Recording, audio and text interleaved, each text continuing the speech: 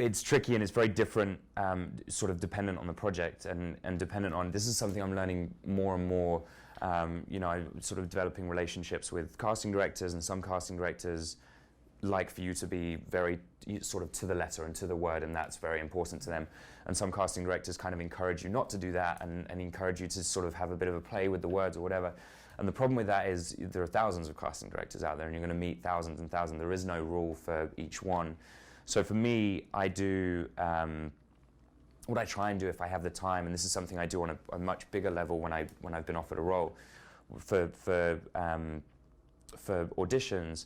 I try and get as much of the character down, look at the breakdown, and if there's not enough information in there, I try and sort of fill in the blanks wherever I can, do whatever research I need to do, and then I just go out for a day and sort of try and like imitate the mannerisms of that character, and like I was saying, try and come up with some of those sort of fun little idiosyncrasies that character might have.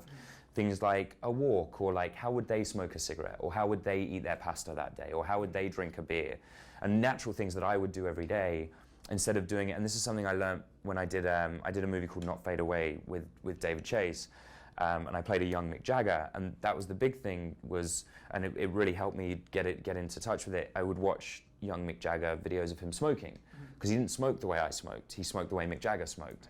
So it was really important that I found that sort of link, because I'm playing someone who existed, and the way I prepare for these characters is sort of treat them all like they are people who existed. They have a way that they walk, they drive their car a certain way, they, like I said, they smoke a certain way, they eat a certain way, they sleep a certain way.